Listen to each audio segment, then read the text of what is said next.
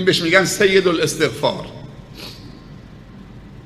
هر کسی این سید الاستغفار رو اول هر روز بخونه، پیامش رو دریافت بکنه و به مقتضاش عمل بکنه و بفهمه چه داره میخونه و اون اعترافات زیبایی که در این سید الاستغفار هست، خصوصا اعتراف به تقصیر و اعتراف به نعمت، این دو تا صفت و این دو تا اعتراف خیلی بارزه تو این سید الاستغفار و خداوند دوست داره این دو تا اعتراف رو همیشه از بندگانش بشنوه.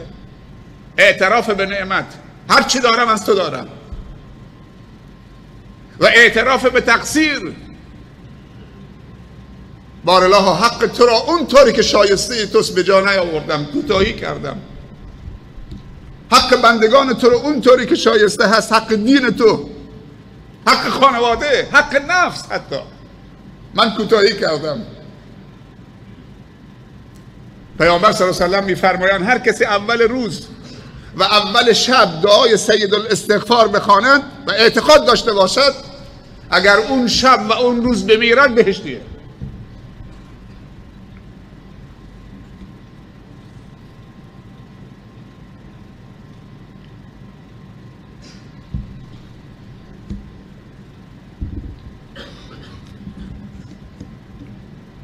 پس دعا کنید. روز جمعه چند چیز خیلی مهمه. یکی صلوات دادن، اللهم صل علی محمد، صلوات فرستادن، استغفار، دعا. اما بیشترین علما گفتن اون ساعت اجابت فاصله بین نماز عصر تا نماز مغربه.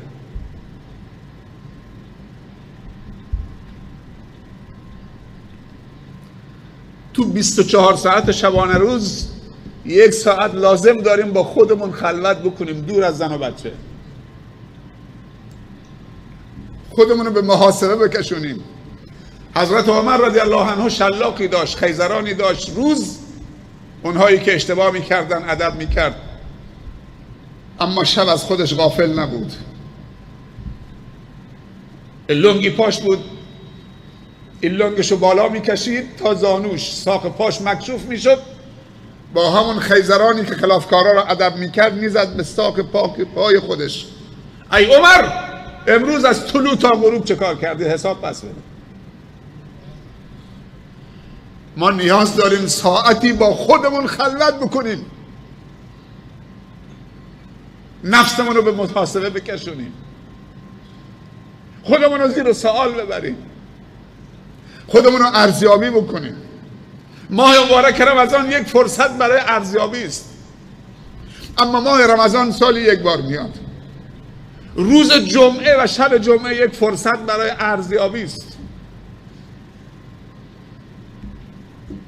هر 7 روز 1 بار میاد. عبدالله ابن عمر رضی الله عنهما همیشه دست بلند میکرد و این دعا رو با ترس و لرز به درگاه خدا دعا میکرد و یقین به اجابت داشت. کسی بود که پشت سر رسول الله صلی الله علیه و سلم قدم برمی داشت، منتظر میشد تا پیامبر پاشو بلند بکنه، پای راستش، بعد پاشو بذاره جای پای پیامبر صلی الله علیه و سلم. تا این اندازه مقتدی بود، اقتدا میکرد حتی تو راه رفتن.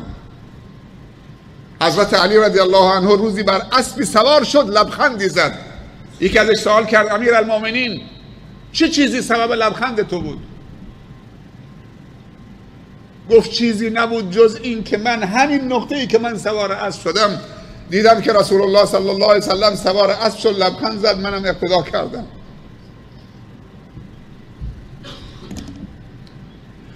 عمر رضی الله عنه جلو حجر الاسود میسته، با حجر الاسود صحبت میکنه. من میدونم که تو سنگی بیش نیستی، نه نفع میرسونی نه ضرر، ولی چون پیامبر دیدم که تو رو بوسیده صلی الله علیه و سلم، من اقتدا میکنم و تو رو بوسی میزنم. زندگیشون رو تنظیم کرده بودن چون محاسبه میکردن خودشون.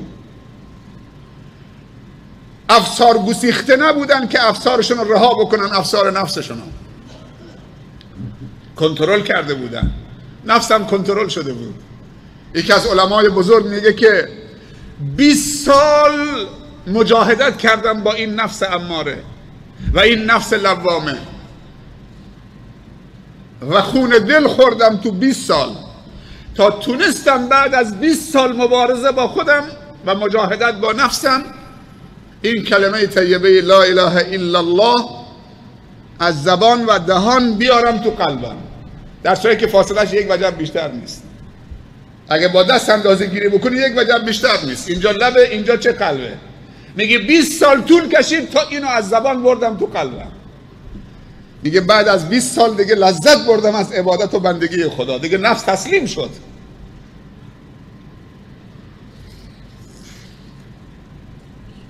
اما دعای ابن عمر چی رضی الله عنه؟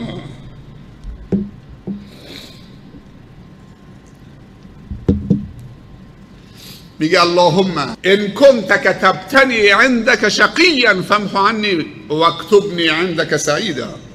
بارالله اگر منو در لوح محفوظ شقاوتمند و بدبخت نوشتید، بارالله من خواهان سعادت و خوشبختی هستم. من نمیخوام بنده شقی تو باشم، من میخوام بنده سعید و خوشبخت تو باشم. بارالله من تلاش میکنم و از خود چیز خوبی و زیبایی که شایسته تو باشد، بندگی و پرستش و عبودیتی که شایسته و لایق تو باشد از خودم نشون میدم. خدایا منو از جمله سعدا و خوشبختان بنویس و سعادتمندان. آیا ما اینطوری دعا میکنیم؟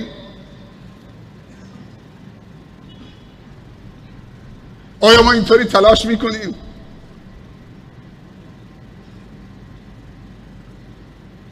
بعضی از جوانای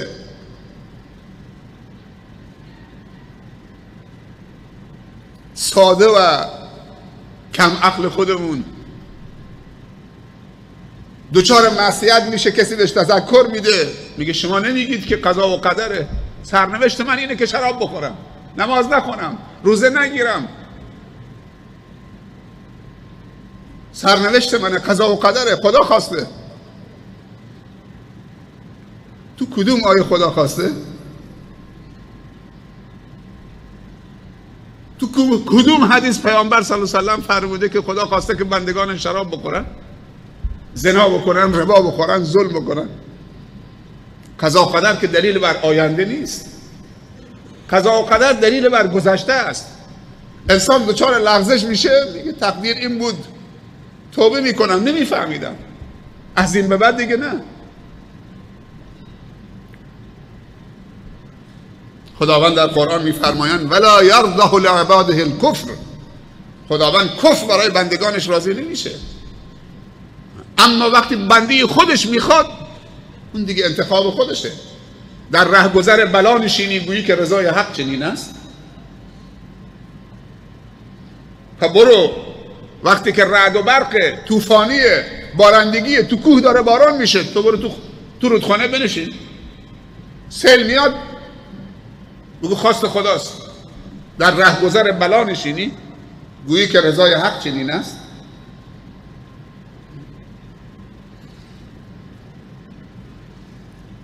پس دعا بکنید. روز جمعه است. جمعه تو رمضان واقع شده. 4 تا عمل در رمضان در کنار اعمال دیگه خیلی تأکید شده. 1 روزه رمضان، 2 قیام شبهای رمضان، روزه روز رمضان و قیام شبهای رمضان، 3 تلاوت قرآن و 4 انفاق. هم انفاق واجب که زکات هست و هم صدقه و هم هدایا، انفاق واجب و غیر واجب.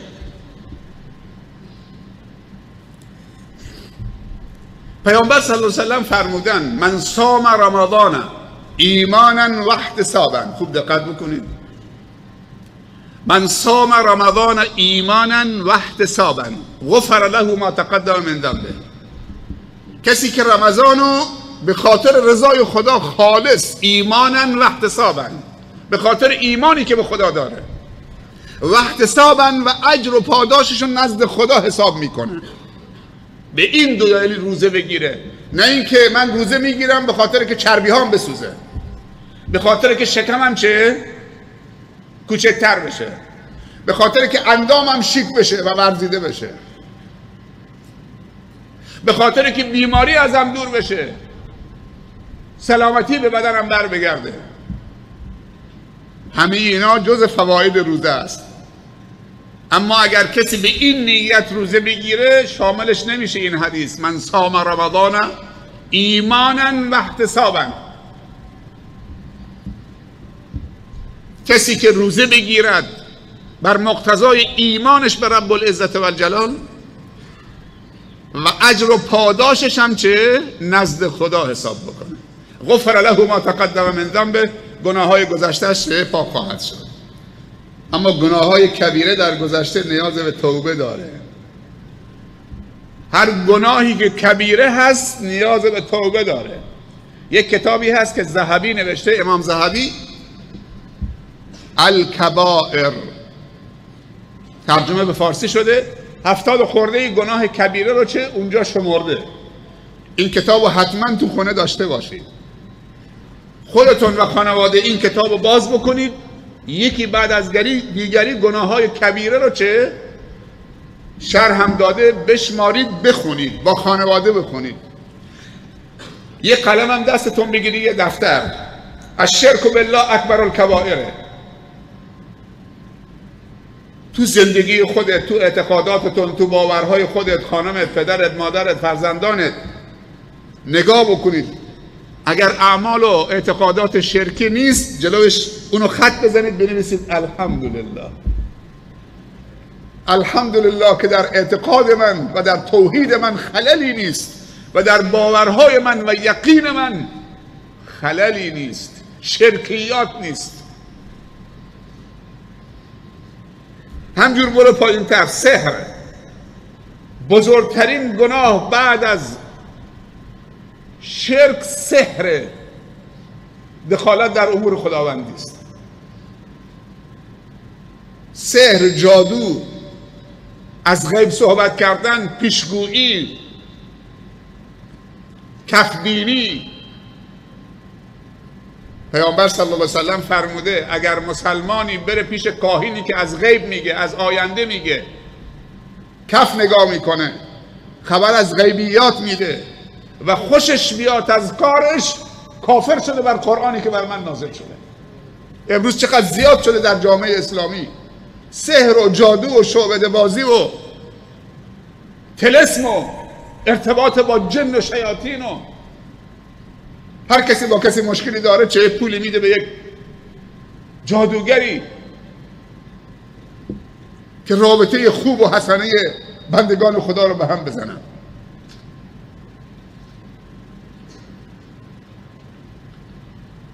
ماه مبارک رمضان ماه خودتکانی از شرکیاته، از بدعت هاست، از خرافاته، از معصیته و توبه خالصانه به درگاه رب العزت و الجلاله.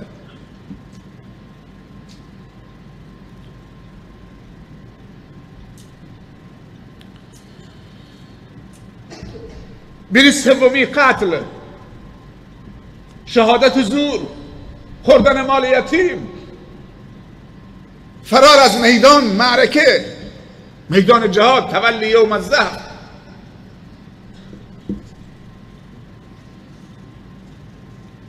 سبحان الله. اسمی از شراب نیست، اسمی از زنا نیست. تو این هفته که جزو اکبر الکبائر هست، زنا و شراب هیچ کاره است.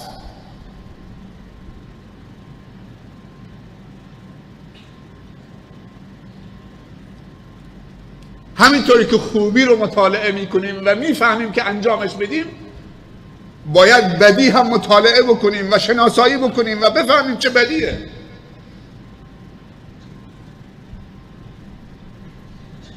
انسان مسلمان با معصیت خدا شوخی نمیکنه.